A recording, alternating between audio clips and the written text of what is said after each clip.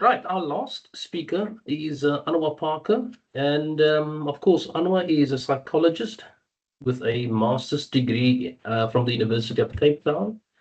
And he's going to touch on the reflecting on masculinity, vulnerability, and of course, healing. And he has over 25 years experience working in South African development sector. His career has focused on supporting children and youth, particularly those facing psychosocial challenges and living in context of poverty and adversity. Anwar currently leads the ecosystem of support portfolio of Year Beyond, where he oversees the design and the implementation of programs that provide holistic care for young people. A very good morning to Anwar Parker. Good morning, sir. Thanks, Rodney, and good morning, everyone. And thanks for this opportunity to engage in this very important conversation.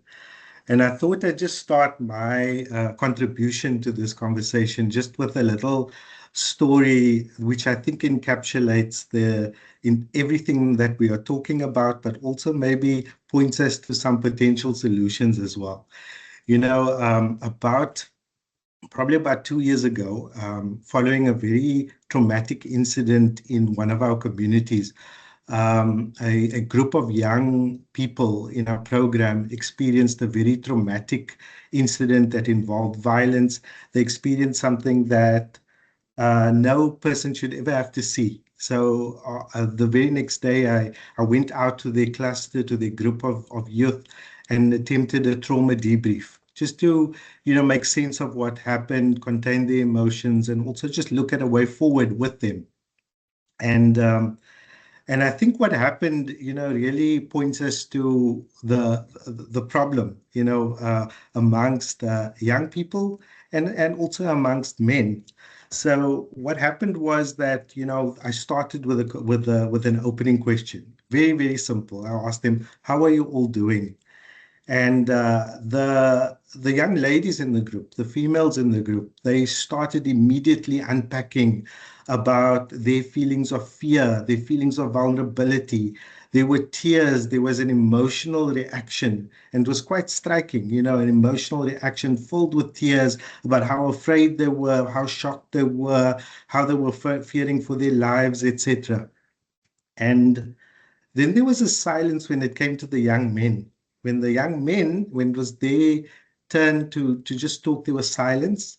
And I remember very clearly the young man that decided to speak. He sat back in his chair, he had his arms folded, he had his leg outstretched, slouched in his chair, and he said something that I'll never forget. He just said, "Well, I'm fine."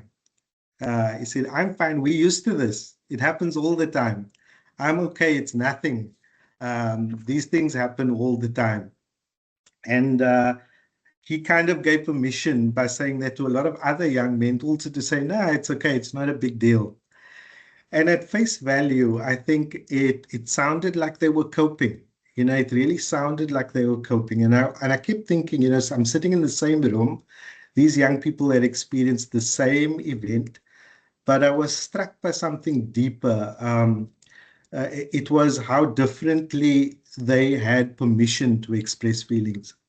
And I think the important twist in the story is that over time, just about a week later, the story amongst those young men began to change.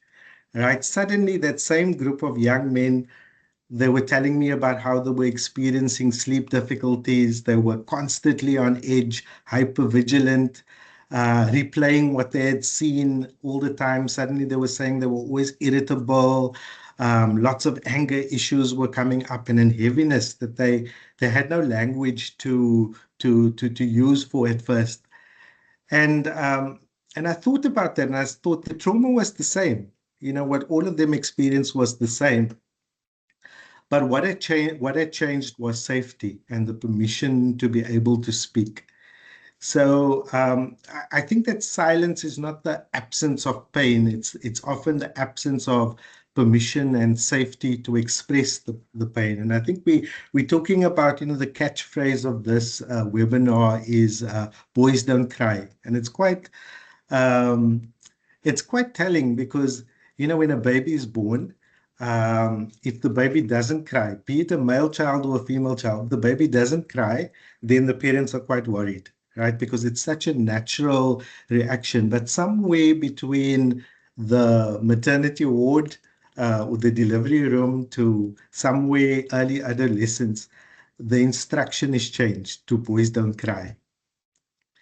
And we start teaching boys that the very thing that signals emotional responsiveness and being human is something that should be suppressed. And we're not teaching men the language of emotion, the permission to express the emotions, and safety to express emotions. And, I think the data tells us a lot. There's, first of all, there's this, I would say the I'm fine economy. The words I'm fine that so many men and people use is so loaded because they're definitely not fine, but they don't have permission to actually express what's actually happening. But let's look at the stats. If you look at stats globally and nationally, I saw an interesting stat from 2022 to 2024 about suicide rates. Men are in South Africa in 2023 and 2024, 78% of suicides that occurred were by men, and only 22 were by women. And globally, it shows the same thing. About men are 3 to 4 times more likely to commit suicide than women. And then you look at other stats like access to mental health services. Women are far more likely to access mental health services than men are. There's a bigger stigma amongst men to access mental health services. And you look at other stats, the things that stare us in the face, alcoholism, substance abuse, or incarceration, being imprisoned for crimes, etc., grossly skewed towards men as well. And I think that what I've learned is that survival sometimes depends on silence for men. So I think one of the important psychological realities in masculinity is that boys are not taught the full emotional vocabulary. And there are certain things that boys and men are allowed to feel and certain things that society doesn't allow them to feel. Like boys are socially allowed to express things like anger. They can express pride. They can definitely express their ego sometimes. They can express confidence. They can express humor, dominance, toughness. Those are all emotions that's perfectly fine, allowed by society. But then they are discouraged, often directly or indirectly, they're discouraged to express things like sadness, fear, grief, shame, loneliness, emotional pain, uncertainty, and definitely vulnerability, something that's not allowed.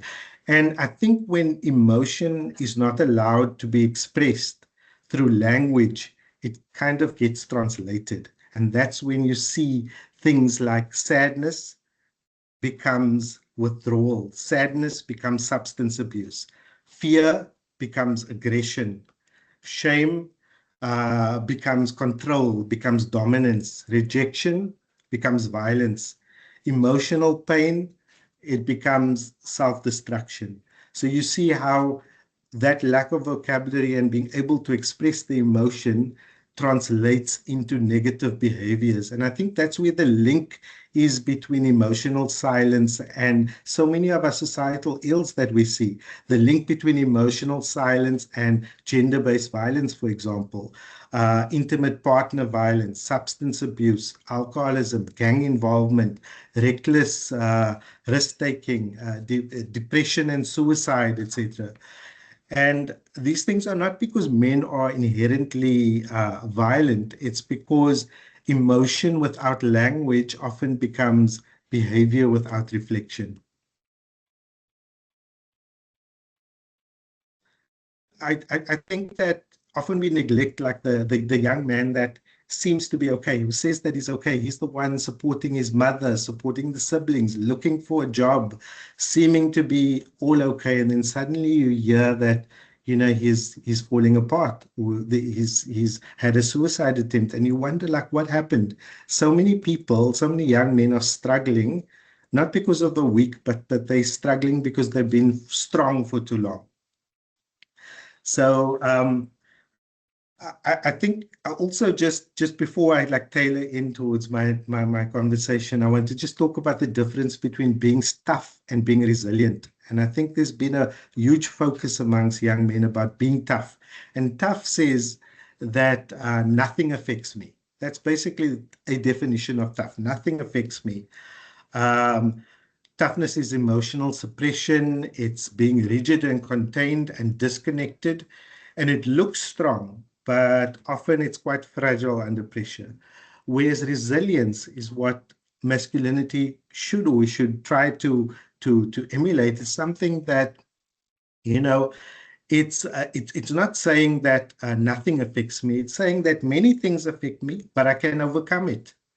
And I think resilience is more about that emotional awareness, emotional expression, and recovery with support.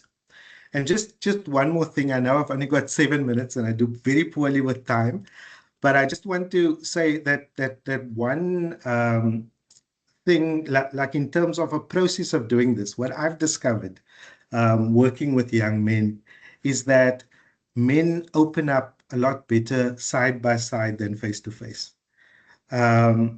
If you ask a young man, tell me how you feel, typical psychologist style, cross for each other, eye contact, suddenly he's got a lot to say about the weather, but be side by side with that young man. Take him, go out for a drive, take a walk, kick around a soccer ball, fix something together. And suddenly he's telling you his entire life story. And I think that just shows that, often many men, they open up best side by side and not face to face, because side by side reduces that emotional pressure. It creates safety without feeling complete exposure. And often the most honest conversations happen when no one is trying too hard to have that conversation. So yeah, I know I've only got 7 minutes, so I'm going to end there, and maybe we can continue in the questions. Yeah. Thanks, Roger. Ashraf, thank you, my brother. That was Anwar. quite brilliant. Listen, Anwar, sorry, apologies. You ended with something very, very important, and it links on to what Estella said in her comments about, and I've seen this happen about a week or two ago, where someone came for an interview. And she asked the questions here, but how does this relate to HR with regards to, when you're emotionally reserved and it's not always confidence and showing that personality. And I saw a big burly guy. He actually, because of the pressures of an interview, the man had tears, So, and I like that, because not the first time I hear that, when you engage as a psychologist like yourself, where a man will actually sit and look you in the eye and say, listen, I've got issues, man. Whereas when you take them out of a safe space or into a safe space, a safer space, then there's a bit more, because both of you are not, there's another distraction almost, That's right. Funnily enough, on the TikTok scene last night, I saw this guy, but I'm not too sure what his name is, but he talks about grief. And he talks about losing his dad 15 months ago. And all his posts, there's about 12 of his videos that talks about how he deals with grief, And we are even told that we're not even supposed to cry at funerals, or, when not told to do, but what I mean, it's very difficult to let go. And his videos are all about unleashing, showing even anger, saying words in a room where you're by yourself, where you just unleash and just let go, But thank you very much for that, Anwar. It's brilliant. And I mean, Estelle also raised another point where she talks about not everyone who is quiet is uncomfortable, and not everybody who is expressive is confident, which is it's very strong, because sometimes we have a facade, as tough as we claim that we are, we have a vulnerability which is supposed to be that way, Question here from Estelle, and this one is, I'm going to ask Anwar to answer this one. Anwar, do you think that young men are actually given space to develop emotional intelligence early on, or does it only really develop once they're already in the workplace. And we talked earlier about the HR issue. And I think almost Estelle works in the HR environment. So the question again is, do you think young men are actually given space to develop emotional intelligence early on, or does it only develop once they're already in the workplace? Yeah, I think that's an interesting question, because it really it's such a loaded question, because there's so many other factors that are involved as well. So there's cultural and community factors. So when we group young men, there are some young men that have maybe grown up in an environment with a positive male role model that demonstrates masculinity as resilience, that's able to articulate emotions as well as stay strong and resilient for the family. And often those young men with those kind of role models, where they've seen masculinity, not so much about showing weakness, but being able to articulate emotions and being able to understand themselves. And when that is role modeled, often young men in the workplace could thrive a lot better. And then in certain communities where there's a stronger force on them to show a specific type of masculinity. When, for example, you're bullied as a young child, if you are cried by your classmates at school or high school, when pressure from older siblings, older role models in the community, male role models, teach you a different form of masculinity, then of course it plays out in one's environment and the workplace. And there's a greater backlog to be able to catch up with that kind of emotional intelligence that's needed in the workplace to thrive. So I think it's community and societal and family factors also play in, rather than us looking at males as a homogeneous single type of cohort. Yeah. If I were to say. Yeah. And then I know one more from Siam Keller. She asked, is the phrase "men don't cry" inherently harmful, or is it often a message passed on by the loved ones who believe they are protecting?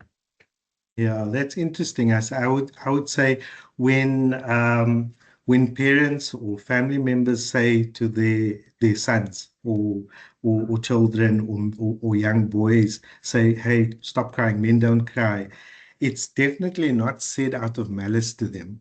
It's not said out of bullying them or something. It's actually said because that was taught. It's a generational thing, and it's an expectation. It's kind of like the shift that needs to happen. It's not that men should be crying all the time, but men should be able to talk about their emotions and translate emotions better than into negative behavior. So I don't think it's inherently something that's said out of malice. I think it's said out of love. It's said out of giving advice to somebody, because the world's a tough place out there, and it's a tough place for a weak man. Yeah. So I think it requires a broader conversation than just working with a young man to change, but also society needs to reshape what masculinity looks like into resilience rather than toughness. Yeah. And of course, I see you work with a lot of schools, and I mean, how can schools better support this? Yeah, I think that the conversation, if it doesn't start at home, then it starts at schools. Of Schools course. are places where people spend more time in. The kids spend a lot more time in school than sometimes at home. They're there to eat and sleep at home, and they spend their days being socialized at schools. And sometimes when you think of your childhood, you remember your teachers more than you remember your neighbors. So I think that teachers play such an important role modeling a role for young men, especially male teachers. And I think that's where things can start, is just role modeling and breaking the brainwash at childhood level already. Oh, brilliant. Thanks, Anwar. Sean, I'm going to give you, you've got 1 minute just to wrap up. No, I don't want to wrap up, but I just want to say that I think this question by Siam Taylor is a very interesting one about whether we sometimes tell boys not to cry as a protective mechanism. I just think about my father growing up in apartheid, being moved away from his home in Claremont, being given a low-paying job, being moved to a Nova Park where there's gang violence. And I think if he were to start crying, he probably wouldn't have stopped. So his mother telling him, boys, don't cry, I don't think it was malicious. I think it may have been harmful, but I don't think it was out of any desire to do harm to him. It was also to say to him, black man, if you're going to exist in this world, you are going to have to be tough. And that doesn't mean that it doesn't have to be unmade. But Correct. I like the complexity of the question in the first place. That was my comment. Thank you. No, brilliant. Thanks, Sean. And thank you, everybody. We'll wrap up this with one last comment from Estelle Akim. And she says here, if emotional silence in men is often a learned response to pressure and expectation, how do we realistically expect workplaces to fix something they never were designed to address in the first place? And that's very, very powerful because we don't have all the answers. And I don't think the workplace, the world over, has thought about the complexities of mental health, especially with men being vulnerable, all the time. So with that being said, ladies and gentlemen, thank you very much for your time and attendance in this space this morning. As always, I'm Jay Caroline, very, very informative, educational, but it's a space that we need to navigate a bit more in terms of especially what we face on the Cape Flats, because we in a ghetto, we are in serious trouble, whether it's with violence, whether it's with mental health, etc., and the list is endless. Yeah. Thank you, Rodney.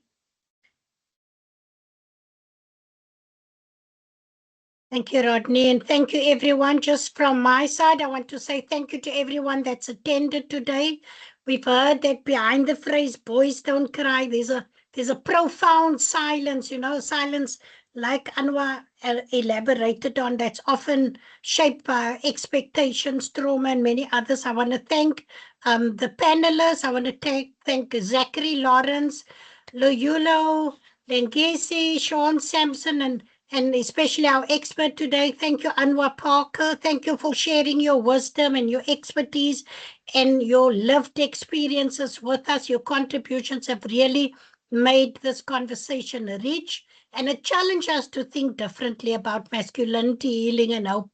I'd like to thank also Men Engage South Africa, who's our partner, for everything. And please stay tuned, everyone. This is the second part of our series, of our monthly series of webinars. Our next month theme would be building safety, reimagining masculinities. It's all about that in our 8-part series, but next month's theme is building safer communities together. Thank you, everybody. God bless.